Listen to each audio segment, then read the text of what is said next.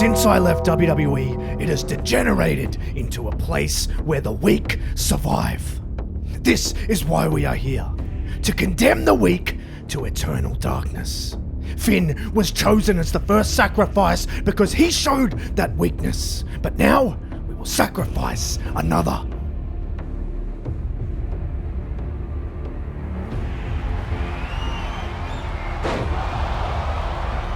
Damien is hammering on Dominic. Rhea Ripley, the woman who once stood beside him loyally, just watches on. Undertaker then speaks again and says, Dominic is the perfect example of how the weak have survived. Well, no more. We will add to our ranks with only the most savage and worthy disciples. The Ministry of Darkness will rise, and all of those who defy us will rest in peace. The Overlord, the Undertaker, has made a dark promise. He wants his disciples to bring that darkness to the WWE, and while he promised new additions, it's old faces who show up and try and put an early stop to this movement. Rey Mysterio confronts Rhea Ripley backstage. He's a SmackDown superstar, but he doesn't care. He's being held back by security as Rhea just watches on, ever so smugly. Rey is beside himself with anger over the violent beatdown of his son, but as he's remonstrating, he's knocked out cold. Security scampers away as we see an evil-looking presence. It's a druid, who Rhea Ripley reveals the name of. Oh, Rey, you'll never learn. And I see you've met the Master of Ceremonies. It's only just begun. Everyone will rest in peace. This is getting out of control quickly, and the week after it continues the spiral when Damian Priest, who is the new World Heavyweight Champion, is on his way down to the ring for the main event. But the match doesn't even get started because it's Finn Balor, the man he turned on to disband Judgment Day. He assaults Priest from behind and the brawl is on. And in the throes of the battle, Balor screams at Priest and says, "Fast lane!" Let's find out who's going to really rest in peace. Me and you, Priest. Put that title on the line if you think that I'm the weak link. Priest fights back though, and he gets on top, and he accepts the match. However, backstage, we see Dominic Mysterio now. He's hobbling to try and even the numbers.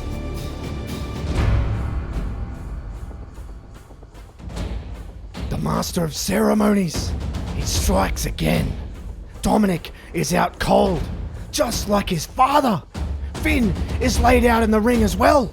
And Rhea says, Dominic, I see you have now met the Master of Ceremonies, just like Papi.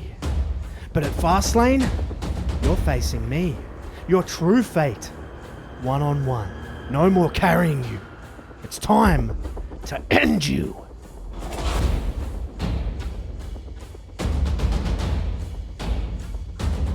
Rhea Ripley awaits her prey, a man who worshipped her. But Rhea cuts a very different figure now. No more fun and games.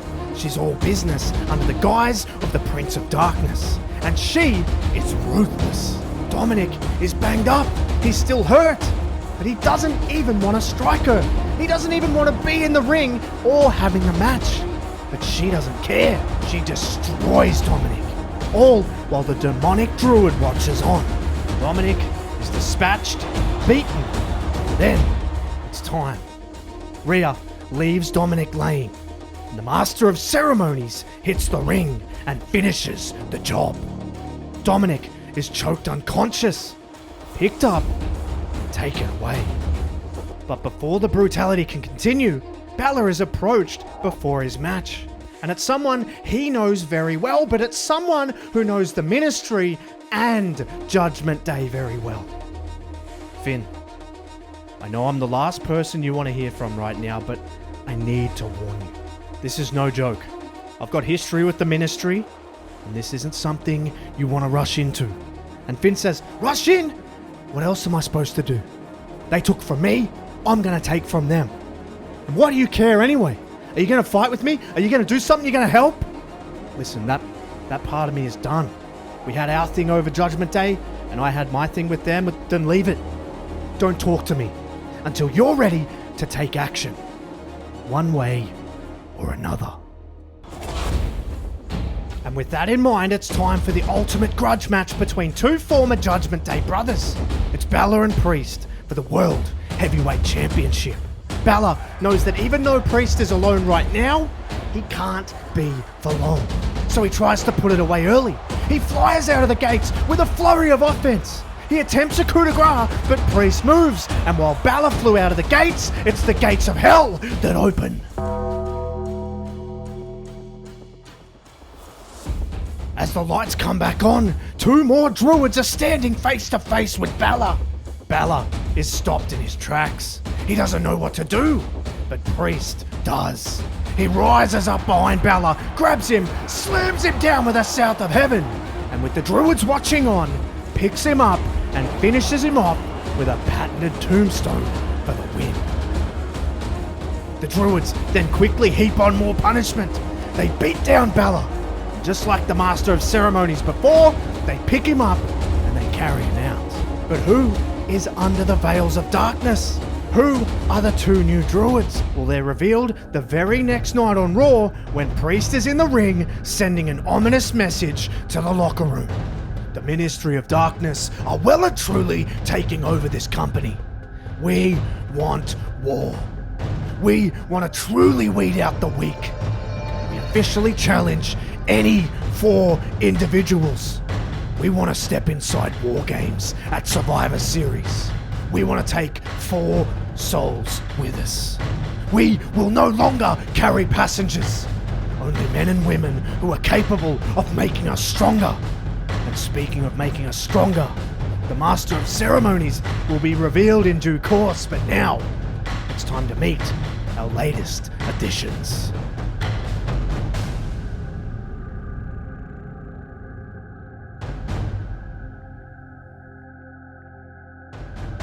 We're waging war on the WWE, and who better to do that with than a war machine? 2 more recruits, Eric and Ivar, now known as War Machine. But not only that, an open challenge to step inside War Games. To anyone and everyone. And now the questions we want answered are simple. Who is the Master of Ceremonies, and who will take up the challenge inside the most dangerous match in professional wrestling against the most dangerous entity we maybe have ever seen? Will we get some insight into one of those answers via some fan footage taken in a studio that same week that shows Finn Balor talking to a man in a hood? The conversation is brief, but speculation runs wild over a hand gesture to Finn Balor that seems very, very familiar. But as Balor arrives on Raw the week after, things really kick off in a big way. As he walks into the building, he's assaulted by Priest, who is of course flanked by Rhea Ripley. And as Priest drags him towards the arena, he says, "It's time for you to join Dominic and Ray. Finn, it's time for you to meet the Master of Ceremonies."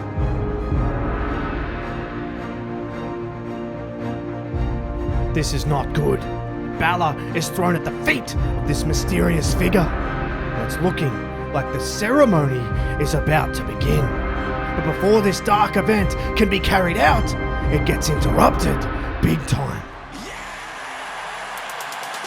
AJ Styles, Carl Anderson, and Luke Gallows. 3 men Finn Balor is very familiar with. The Master of Ceremonies starts brawling with Styles. Then out comes War Machine, and they're embroiled with Gallows and Anderson. And speaking of Balor, he's now up and he's going toe-to-toe with Priest. It's very safe to say now that this is the team that will be taking on the Ministry of Darkness inside the most dangerous match in WWE. And it's time to not only find out who the Master of Ceremonies is, but it's time for War Games.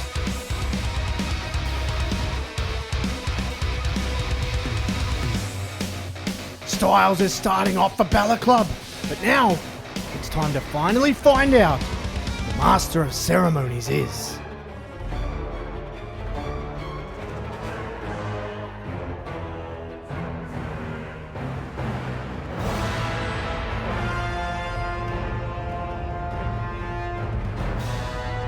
Karrion Kross. This is a major addition, a vicious addition. And he shows just why when he starts off the match. He and AJ get right into the thick of it. And they're throwing bombs at each other. And the match ramps up in intensity with each member who enters. And it crescendos when all 8 are right in the midst of the war.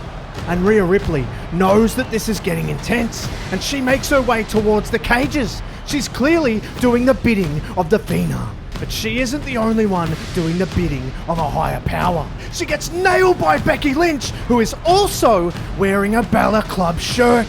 They didn't forget about the nightmare in Rhea Ripley. Becky stops her in her tracks, they brawl off up the stage and into the back. But that's one problem neutralized. Another reveals itself on top of the cage. It's another druid. Surely not. Surely they haven't recruited another one. And while the battle is raging on the other side of the cage, it's stopped dead on this side.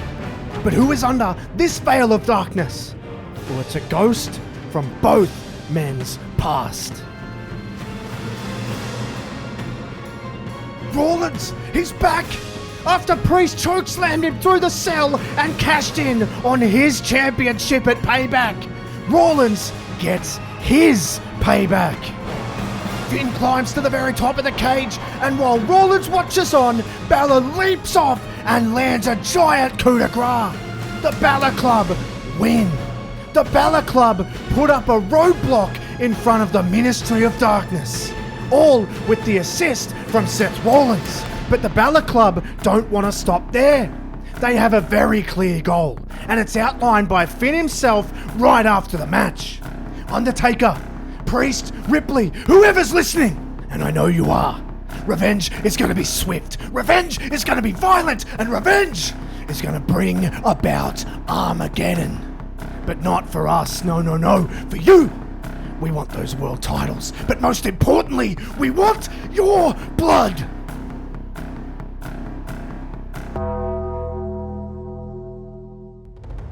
Your challenge has not fallen on deaf ears. Our mission here was always to weed out the weak. And that is exactly what we're doing. Armageddon is truly on the horizon. This is where our prophecy will be fulfilled. We will cast you all out into eternal darkness, and the ministry will rule WWE. But be prepared. War games will pale in comparison to the war you now face, and you will rest in peace.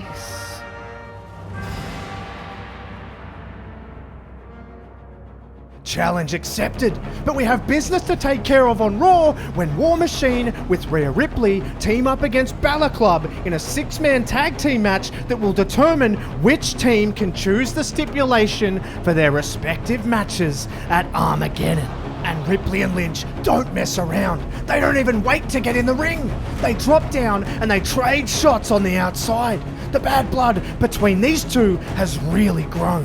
And as the match is reaching its crescendo, Rhea is able to down Becky on the outside through the announce table. And in the ring, Anderson is desperately trying to crawl over to get the tag to Gallows. But before he can get there, Rhea pulls Gallows down, baits him in, and then War Machine can capitalize. They throw Anderson into the corner, and it's curtains. The Ministry have the power of choice. They can choose all the stipulations for all of their matches with the Balor Club at Armageddon. But with great power comes great tension. And it only grows when Rollins later that night storms out and demands a match. There's been a lot of talk about Finn Balor and Damian Priest at Armageddon for my world title. But what a lot of people seem to be forgetting is that it was me who was never pinned. It was me who was screwed out of that title. And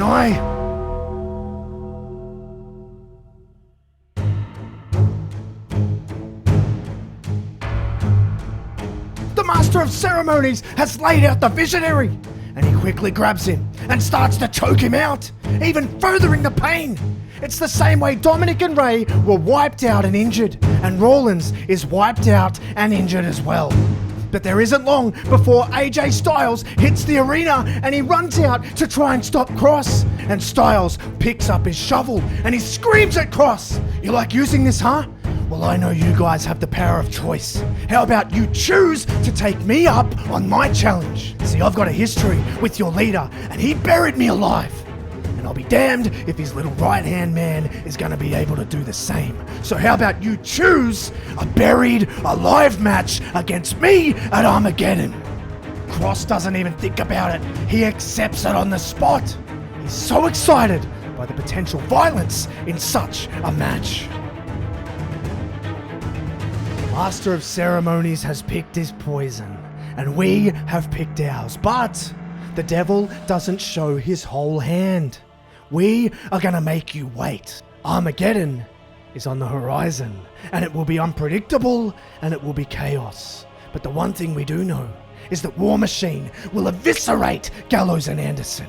Rhea will eradicate Becky, and I will make Finn Balor the ultimate sacrifice to our overlord. Armageddon is at your doors. Open if you dare. Either way, you will rest in peace.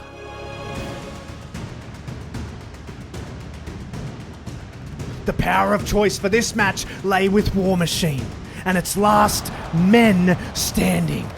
The only way to win is to incapacitate both members of the opposing team. Balor Club wants desperately to put an end to this dark shadow over WWE, and this is as violent as you can get. All four have weapons. None of them have anything left in the tank. They all swing, and boom! They all connect. It leaves all four men down.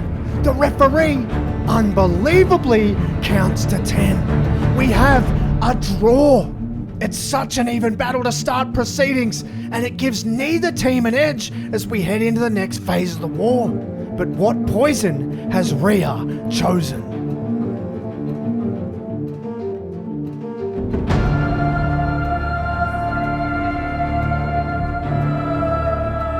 Lynch, Ripley, casket match. The signature match of the Overlord. The man who started all of this. And these two women live up to the history. They tear each other to shreds. We see several close calls. Becky almost puts Rhea in the casket, and Rhea almost the same back to Becky. Something has got to give, and it does. Rhea hits Becky with a riptide in the ring. Becky rolls to the outside desperately, but she's right in front of the casket. It's all over. All she needs to do is load her up.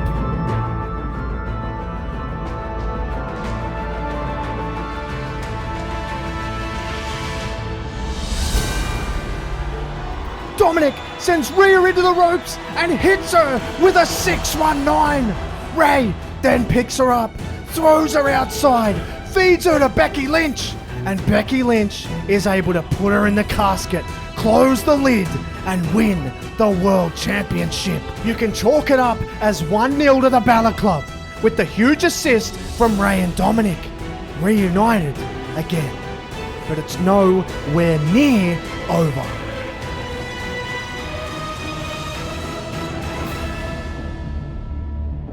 One way to win. Bury your opponent alive. Another sadistic signature of the Overlord. And just like the others, these two go at it. The Master of Ceremonies, Karrion Kross, is as ruthless as we've ever seen him. But as Styles said, he has history with the Undertaker. He's been here before. He's felt this before. And Styles tries to beat Kross at his own game. He grabs a shovel from under the ring, but Kross isn't going to let that happen easily. He grabs one as well, and we have ourselves a good old-fashioned standoff on top of the stage. It all comes down to this.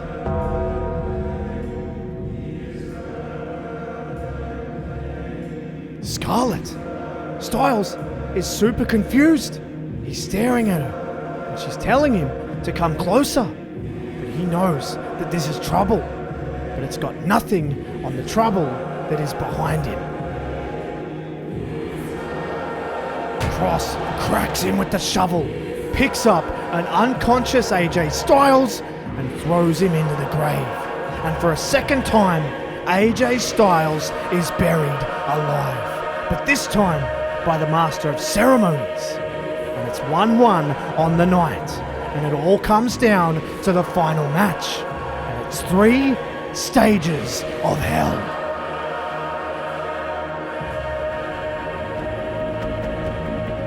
And first fall is first blood. Balor said he and the Balor Club wanted the championships, but he also wanted their blood. And Damian Priest is more than happy to oblige. Balor gets the jump on him, and he's hammering away on his head. He's trying to get the blood out of the Archer of Infamy. But Priest is determined to spill the blood of his former brother as well. And they trade, when finally Balor is able to pull the trigger in the ring. He has a chair on the mat. He picks up Priest and he uses a familiar move, and it's the one that started all of this. Blood is spilled. Priest is busted open. Balor has a fall under his belt, but he doesn't know what the next fall is.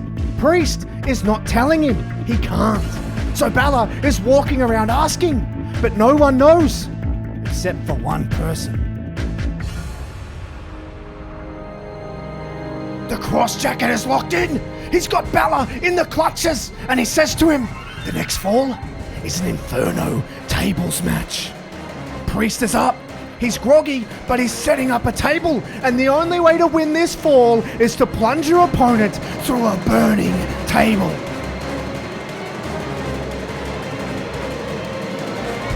Burn it down! Seth Rollins, very fittingly, hobbling out during the Inferno tables match. Cross lets go of Finn. He runs towards Rollins and cuts him off, and they brawl all the way off at the ramp and to the back.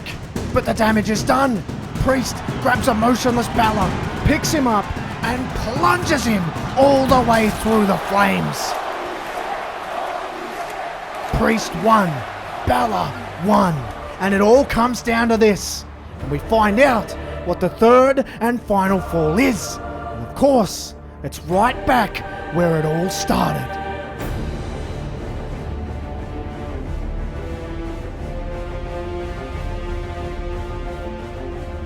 Balor is seriously hurt. He's been choked. He's gone through a flaming table.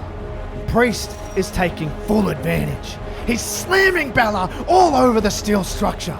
Priest is showing no signs of letting up, but Balor won't let up either.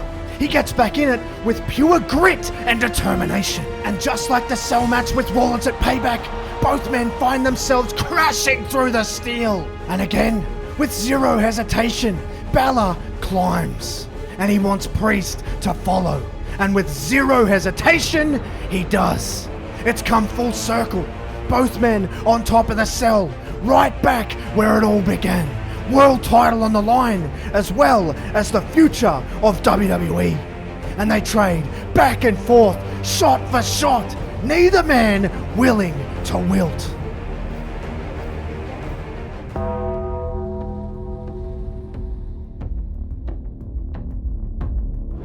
Undertaker, he's here! The place erupts! He grabs Balor by the throat and choke slams him through the roof of the cell! Priest almost can't believe it himself. He hesitantly climbs down through the roof, and with the Phenom, the Overlord, the Prince of Darkness literally watching over him, he's gonna make the cover.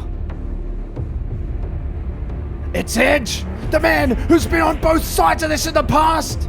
He looks up at the Undertaker and says, I can't let this happen. He runs at Priest and spears him. He drags Finn over. He puts him on top of Priest, and the referee counts as Edge stands guard. Finn Balor regains his world championship, and it was Finn that told Edge to stay away until he was ready to take action one way or another. And he did. Edge puts an end to something that he was part of at the start. The Ministry loses power. The Ministry, through one of its original members, rests in peace.